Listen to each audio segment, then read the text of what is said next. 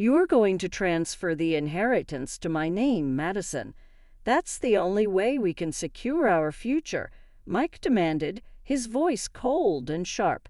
My heart raced as I cradled my 8-month pregnant belly, shaking my head. "No, I can't do that. It's my family's legacy," I whispered. Before I could process what was happening, Mike's hands shoved me hard from behind. I lost my balance and fell forward, crashing onto the floor, pain exploding in my stomach as darkness enveloped me. "My name is Madison, and I'm 29 years old. Until recently, I believed my life was ordinary. That perception shattered a few months ago when my father passed away suddenly, leaving behind something I never expected, a massive inheritance worth over $50 million. He had quietly built a fortune through real estate and various businesses, and now all of that was entrusted to me. At first, I struggled to handle such a colossal responsibility. My husband Mike seemed supportive initially, but soon things took a darker turn. As soon as Mike learned the full value of the inheritance, his behavior shifted. What once felt like a loving marriage transformed into a battleground fueled by greed. Mike began pressuring me constantly, asking me to transfer the inheritance to his name. I initially dismissed his requests as mere excitement, but over time his obsession escalated. Our arguments grew more frequent, with Mike insisting that we needed to take control of the money to secure our future. I didn't realize how far he would go to claim it until that moment when he pushed me. I never imagined the man I married would care more about money than his own family. As time passed, it became clear that Mike's love for me had been overshadowed by his greed for the inheritance I received after my father's death. When my father passed, I was devastated. Losing him was the hardest thing I had ever faced. In the midst of my grief, I learned about the wealth he had left behind, over $50 million in real estate, businesses, and investments. It wasn't just money. It was his life's work, his legacy. I hesitated to think about it at first, but Mike's fixation on it was relentless. "We could do so much with that kind of money, Madison. We need to act fast before anyone else gets involved," he would say, his eyes gleaming with a hunger that frightened me. I tried to brush off his comments, assuming it was just excitement, but soon it became evident that Mike wasn't thinking of us as a family. He was consumed by what he could control. Every day he brought up the inheritance. "You need to transfer it to my name. It's safer that way," he insisted. I refused each time. "It's my father's legacy, Mike. I can't just hand it over," I replied, my voice trembling with the weight of yet another argument. His frustration grew with every "no," and the man I once knew, the one who had cared for me and our unborn child, was fading before my eyes. In his place stood a stranger. One night, as we prepared for bed, the tension reached a breaking point. Mike had been distant all evening, his eyes cold and his voice clipped. I could feel the storm brewing. "Madison," he said suddenly, standing in front of me, "you have no idea what you're doing. If you don't transfer that inheritance to me, you're going to regret it." Stunned, I responded, "This money isn't yours to control, Mike. I won't do it." His face twisted in anger, and before I could react, he lunged at me. His hands shoved me hard from behind, and I felt myself falling forward. The pain was instant and searing as I hit the ground, my belly taking the full impact. I could hear Mike shouting, but his voice faded as darkness consumed me. When I opened my eyes, the world around me was hazy. Pain radiated from my belly, and I could barely move. I tried to sit up, but my body felt too heavy and weak. My mind raced as I tried to recall what had happened, and then it all came back to me: Mike's shove, the hard fall, the impact on my pregnant stomach. Panic washed over me. I placed my hand on my belly, desperately trying to feel any sign of movement. Relief flooded through me when I finally sensed a faint kick. The baby was still there, still fighting, but I knew something wasn't right. I needed help. Through my blurred vision, I could make out Mike pacing across the room, muttering to himself. He looked more like a stranger than the man I once loved. There was no concern in his expression, no hint of worry for me or the baby. It was as if he couldn't see the damage he had done. "Mike," I croaked, my voice barely a whisper. He stopped and looked at me, but there was no softness in his gaze. "You'll thank me later," he said coldly, as if the violence was justified, as if his greed had given him the right to hurt me. Struggling to my feet, I realized Mike wouldn't help. I was on my own. Summoning every ounce of strength I had left, I managed to stand, clutching my belly for support. "I'm going to the hospital," I declared weakly, not waiting for his response. The ride felt like an eternity, the pain increasing with every passing second. All I could think about was my baby. Would they survive? Was this nightmare going to end with me losing the one thing that still mattered to me? Once I arrived at the hospital, the staff immediately rushed me to the maternity ward. Doctors ran tests, checking both me and the baby. While I lay there, barely holding on, I could hear their voices, some urgent, some calm, but none of the words registered in my mind. I was too afraid of what they might say. Finally, a doctor approached me. His face was serious, but there was a glimmer of reassurance in his eyes. "You and the baby are stable, but we'll need to monitor you closely," he said. Relief washed over me, though fear still lingered. I was safe for now, but I knew this wasn't over. Lying in that hospital bed, I had time to think about everything. The betrayal, the violence, the coldness in Mike's eyes. The man I had once trusted was gone, replaced by someone driven by greed and obsession. As painful as it was to admit, I knew I couldn't stay with him anymore, for my sake and for my child's. I had to walk away. I spent the next few days recovering, my thoughts consumed by what had happened. I hadn't spoken to Mike since the fall, and I wasn't sure if I ever wanted to. All I knew was that my father's inheritance had brought out the worst in him, revealing a side I could never forgive. As I left the hospital, I made a decision. I wasn't going back to that house, to that man. I would protect my baby and fight to ensure Mike never got his hands on the money he so desperately craved. The life I thought I had was gone, shattered by one moment of violence. But I was still here. My baby was still here, and we were going to be okay. Back at my parents' house, I found comfort and safety I hadn't felt in a long time. My mother doted on me, helping me settle into my old bedroom, while my father was a quiet presence, always nearby in case I needed anything. I couldn't bring myself to tell them the full extent of what had happened. They knew about the inheritance, of course, but I left out the details of Mike's rage and the fall. I wasn't ready to face that part yet, not even with them. Days turned into weeks, and as I approached my due date, I realized I hadn't heard from Mike, not a single call or message. Part of me was relieved. The other part wondered if he was planning something, if he was plotting another way to get his hands on the money. His silence felt ominous, like the calm before a storm. I wasn't naive enough to think he would just walk away. Mike wasn't the kind of man to give up easily, especially when there were millions of dollars at stake. I had to prepare for what might come next. I spoke with a lawyer, explaining the situation as best as I could.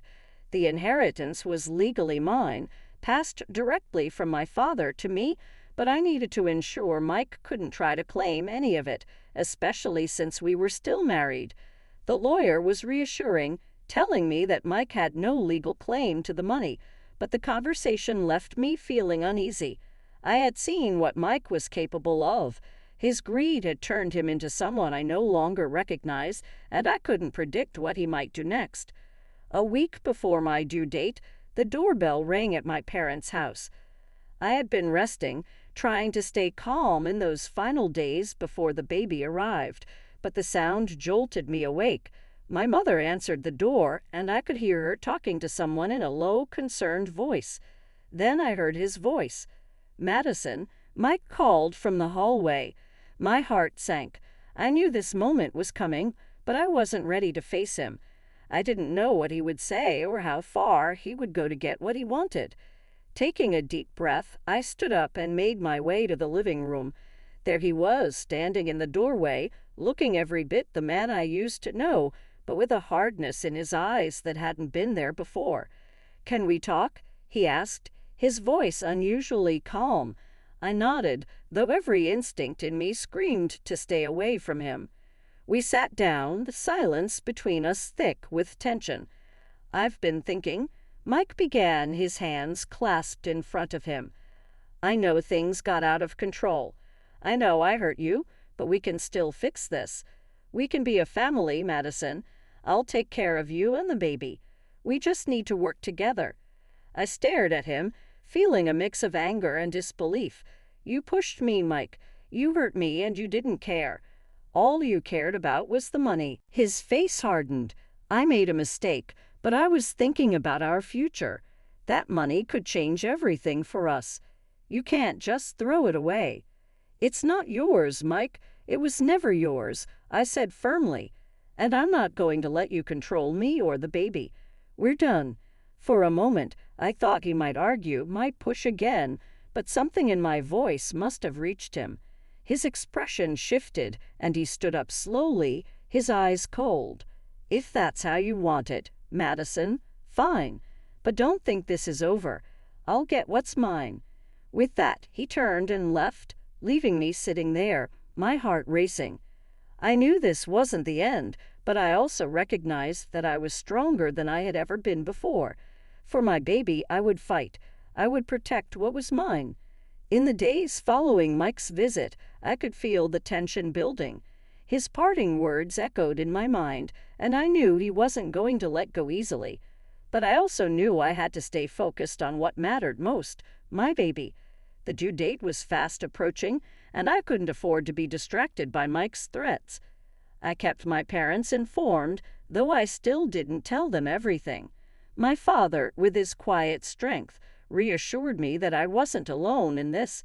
He sensed I was facing more than just the challenges of pregnancy, and though he didn't press me for details, his protective nature was palpable. My mother, ever the caretaker, was by my side constantly, helping me prepare for the baby and making sure I was as comfortable as possible. Then it happened, late one night, just a few days before my due date. The contractions started. At first, they were manageable, a dull ache in my lower back, but soon they intensified. Each wave of pain pulled me deeper into the reality of labor. I called out for my mother, and within minutes my parents were by my side, helping me into the car and rushing me to the hospital. Everything became a blur. The bright hospital lights, the nurse's calm but urgent instructions, the sound of my own breathing as I fought through each contraction. Despite the physical pain, my mind kept returning to one thought. I needed to protect my baby. Mike's obsession with the inheritance, his dangerous actions, all of it faded into the background as I focused on bringing my child into the world safely. Hours passed, and after what felt like an eternity, I finally heard the cry I had been waiting for. My baby was here, alive and healthy. Tears streamed down my face as the nurse placed the tiny bundle in my arms. In that moment, everything else disappeared. It was just me and my baby, a new life beginning. But even in that moment of pure joy, I knew this wasn't over. Mike was still out there, still consumed by his greed, and now I had someone else to protect. Not just myself, but my child. I would do whatever it took to keep us safe. A few days later, after being discharged from the hospital, I returned to my parents' house with my newborn in my arms. The house felt different now, filled with the quiet sounds of my baby's breaths and the gentle warmth of family. But there was an underlying sense of tension, like we were all waiting for something to happen. And then it did. One afternoon, as I was rocking my baby to sleep, I received a phone call from my lawyer. "Madison," she said, her tone serious, "I've been informed that Mike is filing a claim to contest your inheritance." My heart sank. "What do you mean?" "He's arguing that, as your husband, he's entitled to a share of your inheritance. He's trying to prove that the money should be part of the marital assets." A cold wave of fear washed over me. Mike wasn't going to stop. He was determined to take what didn't belong to him, and now he was using the legal system to do it. But I wasn't going to let him win. "What do we do?" I asked, my voice shaking. "We fight," the lawyer said confidently. "I've already started gathering evidence, and we'll show the court that the inheritance is legally yours. But it's going to be a battle." I hung up the phone, staring down at my baby, who was still peacefully asleep in my arms. The storm was coming, and I knew that Mike would stop at nothing to get what he wanted. But I wasn't the same person I had been when all this started. I was stronger now, and I had something far more important than money to fight for. The days following the call from my lawyer felt like a race against time. Every moment was filled with a mixture of love for my newborn and the looming dread of what Mike was trying to do. He had filed his claim, trying to stake his place in the inheritance, something that was never his to begin with. But I wasn't about to let him take control of my life or my child's future without a fight. With my lawyer working diligently to prepare our case, I spent as much time as I could focusing on my baby. The peaceful moments when I cradled her in my arms or watched her sleep were the only times I felt truly at ease. She was the reason I was determined to push forward, to face whatever Mike had planned, no matter how ugly it got. A week passed, and then another. The legal process was slow, frustratingly slow, but I tried to remain patient. My lawyer reassured me that Mike's claim didn't have a strong foundation. After all, the inheritance had come directly to me after my father's passing, and Mike had no legal right to it. But Mike was persistent, using every possible loophole to challenge me and make me feel like this wasn't going to end. One afternoon, as I sat in the living room with my mother discussing the next steps for the legal case, the doorbell rang. A sudden wave of anxiety washed over me. My mother went to answer it, and I could hear the muffled voices from the hallway. Then my heart froze. Mike's voice cut through the air like a knife. "I'm here to see Madison. We need to talk," he demanded. I stood up, my legs shaking slightly, but I didn't back down. I walked to the front door where Mike stood, his eyes dark with the same cold determination I had seen before. "What are you doing here, Mike? You know you shouldn't be here," I said, my voice steady despite the fear twisting in my stomach. He crossed his arms, staring at me with a condescending smirk. "You're making this harder than it needs to be, Madison. I'm just here to talk, to make you see reason. If you would just sign over part of the inheritance, we could move on from this. We could even raise the baby together." My blood boiled at his words. The nerve he had standing there in front of me, acting as if nothing had happened, as if he hadn't shoved me to the ground and endangered both me and our child. He was delusional if he thought I would ever trust him again, let alone give him control of my family's fortune. "No, Mike," I said firmly. "I'm not signing anything. You have no right to the inheritance, and you know that. This isn't about us. This is about you and your greed." His smirk faltered, replaced by a flash of anger. "You think you're better than me. You think you can just shut me out like this. I'm doing what I need to do to protect myself and our child. I'm not going to let you manipulate or control me anymore. So if you're done, you need to leave." My voice shook slightly, but my resolve was strong. For a moment he just stood there, his face contorting as he tried to hold back his rage. Then, without another word, he turned on his heel and stormed off. The door slammed shut behind him, leaving me standing there trembling. As I returned to the living room, my mother was already on the phone with my lawyer, explaining what had just happened. "We need to get a restraining order," she said firmly, her voice steady in contrast to the storm of emotions swirling inside me. That night, I lay awake, my baby sleeping soundly beside me. I couldn't stop thinking about Mike's words, his threats. He wasn't going to stop until he got what he wanted, but I had made my decision. I was going to fight, not just for the inheritance, but for my child and our future. The next morning, we started the process of filing for a restraining order. My lawyer assured me it was the right move given Mike's behavior and the growing tension between us. It was another layer of protection, something I desperately needed as this legal battle continued. As the days turned into weeks, something unexpected happened. Mike's claims began to unravel. My lawyer found evidence that Mike had been involved in some shady dealings at work, fraudulent transactions, and suspicious activities that were now coming to light. His reputation was crumbling, and it was clear he was trying to secure the inheritance because he knew he was losing everything else. The court sided with me. Mike had no legal claim to the inheritance, and his attempts to seize control of it were shut down. It was over. The day the final ruling came through, I felt the weight lift off my shoulders. The battle had been long and painful, but I had won. More importantly, I had protected my baby, my family, and my father's legacy.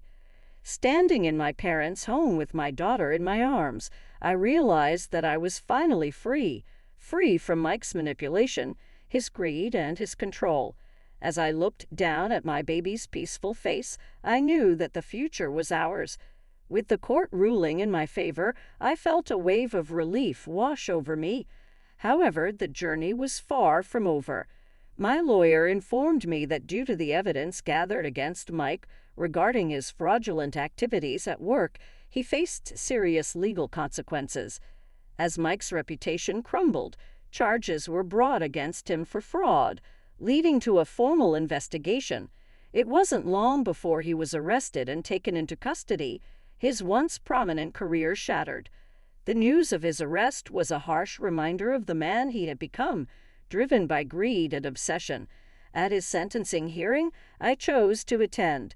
I wanted to see justice served, not just for myself, but for all the pain he had caused. The judge laid out the evidence clearly. Mike was sentenced to 3 years in prison for his crimes, along with restitution for his victims. I felt a sense of closure as the gavel struck, signaling the end of his reign of manipulation over my life. Walking out of the courthouse, I took a deep breath, feeling lighter than I had in months. I had fought hard for my child and myself, and I was finally free from the shadows of my past. With my baby in my arms, I knew that we had a bright future ahead.